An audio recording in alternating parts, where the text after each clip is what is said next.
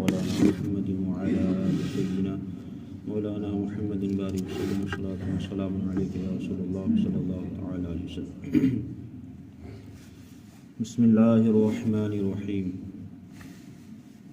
ان چند آیت کریمہ میں اللہ تعالیٰ نے جنتیوں اور جہنمیوں کا ذکر فرمایا ہے کہ جنتیوں کے ساتھ کیا حال ہوگا اور جہنمیوں کے ساتھ کیا معاملہ ہوگا. اللہ تعالیٰ نے ارشاد فرمایا فَأَمَّا مَنْ أُوتِيَ كِتَابَهُ بِيَمِينِهِ فَيَقُولُ هَاؤُمُ اقْرَءُوا کتابیہ. تو وہ جو جس کا نام اعمال اس کے دہنے ہاتھ میں دیا جائے گا. دہنا سیدھا ہاتھ، مطلب جس کا نام اعمال اس کے دہنے ہاتھ میں دیا جائے گا تو وہ کہے گا لو میرے نام اعمال کو پڑھو. اب یہاں دہنے ہاتھ سے مراد یہ ہے کہ انسان سمجھ جائے گا کہ جس کے دہنے ہاتھ میں اس کا نوشتہ، اس کے نام اعمال، اس کے جو رجسٹر ہوگا وہ اس کے جب دہنے ہاتھ میں دیا جائے گا تو وہ سمجھ جائے گا کہ میرا حساب جو ہے وہ آسانی کے ساتھ لیا جائے گا.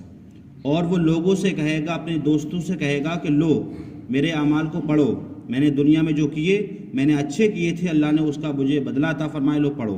اس کے بعد کیا کہے گا کہ انی ظننت انی ملاق حسابیہ، مجھے یقین تھا کہ میں اپنے حساب کو پہنچوں گا. مطلب مجھے یقین تھا دنیا کے اندر میں جو کام کیا کرتا تھا مجھے معلوم تھا کہ ایک دن میرا حساب بھی لینا ہے، مجھے حساب بھی دینا ہے. اسی وجہ سے میں جو ہے جائز چیزوں کو کرتا تھا، ناجائز سے بچتا تھا، حلال کماتا تھا، حرام سے بچتا تھا، اور جو شریعت نے مجھ پر لاگو کیا اس پر میں عمل کرتا تھا، اور جو شریعت نے حرام کیا میں اس سے بچتا تھا. یہ مجھے معلوم تھا اور وہ آج ہو کے رہا. کیا میرا حساب ہو گیا اور آج میرا حساب کیا ہے مجھ سے لے لیا گیا. جب اس کے ساتھ حساب لے لیا جائے گا اس کے بعد کیا ہوگا فَهُوَ فِي عِيشَةٍ رَاضِيَةٍ، تو وہ من مانے چین میں ہے. من مانے چین سے مراد یہ ہے اب وہ جنت میں رہے گا، اب اس کا دل جو چاہے گا وہ کرے گا. کیونکہ جنت کے اندر وہاں پر نہ کوئی غیبت ہے، نہ کوئی جھوٹ ہے، نہ مکاری ہے، نہ دھوکہ بازی ہے، نہ غیبت ہے، نہ کوئی ناجائز کام ہے، نہ کوئی حرام کام ہے.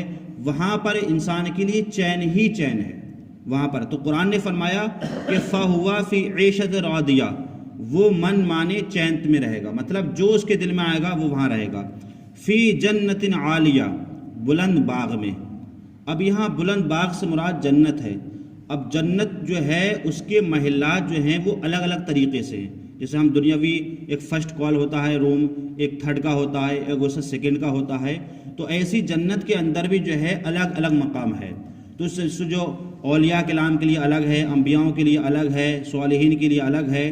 بلکہ حدیث پاک میں یہاں تک ہے کہ جو سب سے ہلکا محل ہوگا، مطلب سب سے جو کم جنتی ہوگا، کہ جو سب سے بعد میں گیا ہوگا، دوزخ سے نکل کے جو جنت میں گیا ہوگا، تو اللہ تعالیٰ سب سے کم درجے کا جو اس کو روم دے گا تو اس محل کا بھی یہ حال ہوگا. وہ یہ سمجھے گا کہ یہ سب سے زیادہ خوبصورت میرا ہی محل ہے. آپ اس سے اندازہ لگا سکتے ہیں جو سب سے کم محل کا یہ حال ہوگا تو پھر اونچے جو مقامات ہوں گے، محلات ہوں گے جنت کے اندر، ان کا کیا حال ہوگا. تو گویا کہ وہ کیا ہوگا، بلند باغ میں ہوگا. قطوفہا دانیہ، کہ جس کے خوشے جھکے ہوئے ہوں گے. خوشوں سے مراد مطلب وہاں جو باغات ہوں گے اور اس میں جو پھل فروٹ لگے ہوئے ہوں گے تو ان کے خوشے جھکے ہوئے ہوں گے، اور جو انسان جنتی جو چاہے گا وہ کھائے گا. حدیث پاک میں یہاں تک ہے میرے آقا صلی اللہ علیہ وسلم ارشاد فرماتے ہیں کہ اگر کسی جنتی کے دل میں یہ خواہش ہو کہ میں یہ کھاتا، تو اللہ تعالیٰ کا سسٹم اور نظام وہاں ایسا ہوگا کہ دل میں ارادہ کرتے ہی وہ چیز اس کے ہونٹ کے قریب آ جائے گی. کتنی مطلب سسٹم اور نظام میرا رب قائم فرمائے گا جنت کے اندر کہ آپ کو وہاں جانے کی ضرورت بھی نہیں ہے، اور وہاں آپ کے پاس اس کے علاوہ خدام وہاں پر حاضر ہوں گے، جو چیز بھی آپ چاہیں گے وہاں ان سے منگوا سکتے ہیں. اس کے بعد رب نے فرمایا کلوا واشربوا ہنیئا بما اسلفتم فی الایام الخالیہ. اس کے بعد جب جنت میں چلے جائیں گے ان سے کہا جائے گا کھاؤ، کلو کھاؤ، واشربوا پیو، رشتہ ہوا صلہ ہے اس کا جو تم نے گزرے ہوئے دنوں میں آگے بھیجا. مطلب جب دنیا میں تھے تم نے جو نیک اعمال کیے تھے وہ اسی وجہ سے کیے تھے کہ ہم جو آج نیک اعمال کر رہے ہیں، اپنے مالوں کی زکوٰۃ دے رہے ہیں، اپنے مالوں کو صدقہ و خیرات کر رہے ہیں، ہم غریبوں کی مدد کر رہے ہیں، تو ہماری اس میں دل اور ارادہ یہ تھا کہ اللہ اس کا رسول راضی ہو جائے، تو آج یہی ہمارا اس کا کیا ہے بدلہ ملا ہے۔ تو اللہ تعالیٰ فرمائے گا اے جنتیوں کھاؤ جو چاہو، پیو جو چاہو، یہ صلہ اس کا، یہ بدلہ اس کا جو تم نے کیا دنیا میں کیے تھے، اپنے مال کو خرچ کیا تھا، اپنی جان کو اللہ کی راہ میں خرچ کیا تھا، یہ آج اسی کا بدلہ ہے۔ اب یہاں تک تو ان کا بیان تھا کہ جو جنتی ہیں، اب جو جہنمی ہوں گے اس کا کیا ہوگا؟ وَأَمَّا مَنْ أُوتِيَ كِتَابَهُ بِشَمَالِهِ، اور وہ جو جس کے نامہ اعمال اس کے دہنے ہاتھ میں دیے جائیں، مطلب بائیں ہاتھ میں دیا جائے، بائیں ہاتھ الٹا ہاتھ، تو جس کے بائیں ہاتھ میں دیے جائیں گے فَيَقُولُ يَا لَيْتَنِي لَمْ أُوتَ كِتَابِهِ، تو وہ کہے گا ہائے افسوس، کسی طرح مجھے میرا اپنا نوشتہ نہ دیا جاتا۔ مطلب جیسے ہی اس کے بائیں ہاتھ میں دیے جائیں گے وہ سمجھ جائے گا کہ اب مسئلہ کیا ہے، گڑبڑا ہے، تو وہیں وہ کہے گا کاش میرے نامہ مجھ کو نہ دیے جاتے۔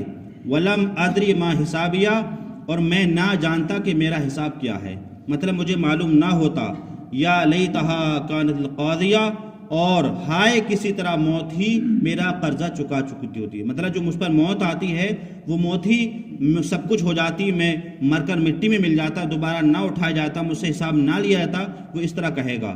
ما اغنا عنی مالیہ، اور یہ میرا مال مجھے کچھ کام نہ آیا، سب سے اہم بات یہ، وہ کل کہے گا قیامت کے دن ہائے افسوس، میرا جو کچھ مال تھا جو دنیا میں نے کمایا تھا وہ کچھ کام نہ آیا۔ تو اسی لیے آج ہم جو مال خرچ کرتے ہیں وہ اس لیے کرتے ہیں تاکہ اللہ اس کا رسول ہم سے کیا ہے راضی ہو جائے۔ تو یہ مال اس لیے نہیں ہے، حدیث پاک میں اللہ کے رسول صلی اللہ علیہ وسلم نے ارشاد فرمایا مال وہ کامیاب ہے جو انسان نے کھا لیا، جو انسان نے پہن لیا، اور جو انسان نے اللہ کی راہ میں خرچ کر لیا۔ تین چیزیں ایسی ہیں کہ جو مال ہمارا کامیاب ہوتا ہے، جو ہم نے کھا لیا، جو ہم نے پہن لیا، اور جو مال اللہ کی راہ میں ہم نے خرچ کر دیا، وہ کامیاب ہے۔ اور باقی ہم جو فضول مال خرچ کرتے ہیں اس کا بھی کیا ہمیں حساب دینا پڑے گا۔ ہلک عنی سلطانیہ، میرا سب زور جاتا رہا۔ سب زور جاتے سے مراد یہ ہے کہ میں دنیا کے اندر لوگوں سے بحث کرتا تھا، نہیں کوئی حساب و کتاب نہیں ہوگا، کوئی دوزخ نہیں ہے، کوئی جنت نہیں ہے، کچھ نہیں ہوگا، میں لوگوں سے دلیلیں لیتا تھا، حجت کرتا تھا، لیکن آج میرا جتنا بھی زور تھا سب کیا ہو گیا، ختم ہو گیا۔ اس کے بعد رب فرمائے گا فرشتوں سے خذوہ فغلوہ، اسے پکڑو اور اسے توق میں ڈال دو۔ مطلب جہنمی کے جو دروغہ ہوں گے، جو خازن ہوں گے، جو سپاہی ہوں گے، ان سے کہا جائے گا اس انسان کو، جہنمی کو پکڑو اور اس کے گلے میں توق ڈال دو۔ اب توق جو ہوگی وہ ایسے ہوگی کہ اس کے دونوں ہاتھوں کو اس کی گردن سے جو ہے ملا کر کے وہیں باندھ دیا جائے گا، اور باندھنے کے بعد پھر اس سے کیا کہا جائے گا، ثم الجحیم صلوہ، پھر اسے پکڑو اور بھڑکتی آگ میں اسے دھسا دو۔ مطلب جہنم میں جو آگ تیار ہے، جو بھڑکتی ہے، اسے دھسا دو۔ ثم فی سلسلۃ ذرعها 70 ذراعا فاسلکوہ، اس کے بعد رب فرمائے گا کہ پھر اسے ایسی زنجیر میں کہ جس کا نام 70 ہاتھ ہے اسے پرو دو۔ مطلب ایک زنجیر لائیں گے فرشتے، جو ہے جہنم کے جو فرشتے ہوں گے وہ زنجیر لائیں گے جس کا لمبائی جو ہوگی وہ 70 ہاتھ ہوگی، اور اس کے بعد اسی انسان کو اسی زنجیر میں ایسے پرویا جائے گا جیسے کہ موتیوں کو دھاگے میں پرویا جاتا ہے، اور پرونے کے بعد جو ہے اس کو جہنم میں ڈال دیا جائے گا۔ تو یہ جو ہے وہ جہنمی کو حال ہوگا کہ جنہوں نے دنیا کے اندر اللہ اس کے رسول کی نافرمانی کی تھی، اللہ کو نہیں مانا تھا، اور رسول پاک صلی اللہ علیہ وسلم کا رسول نہیں مانا تھا۔ اللہ تعالی ہم تمام مسلمانوں کو جہنم اور جہنم کے عذاب سے محفوظ رکھے، اور جنت کی نعمتوں کو ہمیں کھلائے اور تمام مسلمانوں کو کھلائے۔